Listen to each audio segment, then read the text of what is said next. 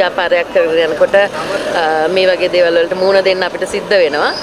Husband පොලිසියේ හින්දා බය නැතුව මෙච්චර කල් දාපු සෙල්ලම් අදින් ඉවරයි. සේමිනී ඉද්දමල්ගොඩ අත්අඩංගුවට.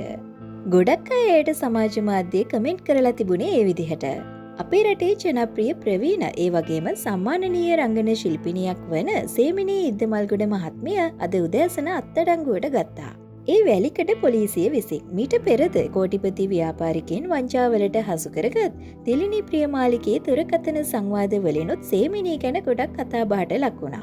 මූල්‍ය වංචාව පිළිබඳව වරෙන්තු 7ක් සම්බන්ධයෙන් ඇයව මෙලෙස අත්අඩංගුවට ගත් බව පොලිසිය සඳහන් කරා.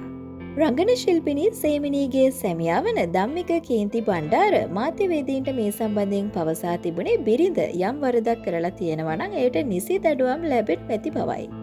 කොහොමුණත් අදාළ රංගන ශිල්පිනිය පෙර දින රාත්‍රියේ තමන්ගේ සැමියාගේ මෝටර් රථය අනතුරකට භාජනය වීම සම්බන්ධයෙන් පැමිණිලි කරන්න පොලිසියට පැමිණි අවස්ථාවේ ඇයව මෙලෙස අත්අඩංගුවට ගෙන තිබෙනවා.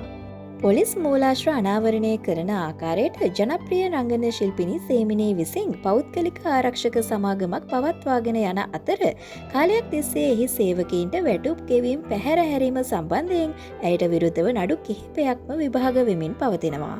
නඩු කටයුතු සම්බන්ධයෙන් ඇයට වරෙන්තු වුණත් ඇතැම් පොලිස් නිලධාරීන් ඒවා ක්‍රියාත්මක නොකළ බවටද චෝදනා තිබෙනවා. නමුත් වැලිකඩ පොලිස් ස්ථානයේ නව ස්ථානාධිපතිවරයා මේ වෙනකොට ඇයට විරුද්ධව නීතිය ක්‍රියාත්මක කරලා තියෙනවා. මීට පෙරද එනම් 2021 දෙසැම්බර් 16 වෙනිදා ඇය කොළඹ මහේස්ත්‍රාත් අධිකරණයේ පෙනී සිටියේ බලපත්‍ර රහිතව ආරක්ෂක සේවා ස්ථානයක් පවත්වාගෙන යාමේ චෝදනාවට. ග්‍රෑන්ඩ් පාස් පොලිසිය විසින් පවරා තිබූ එම නඩුව මීට පෙර කැඳ වූ අවස්ථාවේදීද ඇය උසාවියේ පෙනී නොසිටි නිසා ඇයට විරුද්ධව එහිදීද වරෙන්තු නිකුත් වෙලා තිබුණා.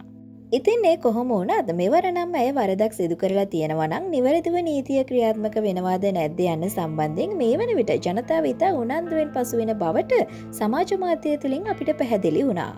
මේ ගැන ඔයාගේ අදහසත් යටින් කමෙන්ට් එකක් දාන්න අමතක කරන්න එපා. ඒ වගේම අපේ YouTube channel එක subscribe කරලා තියාගන්න.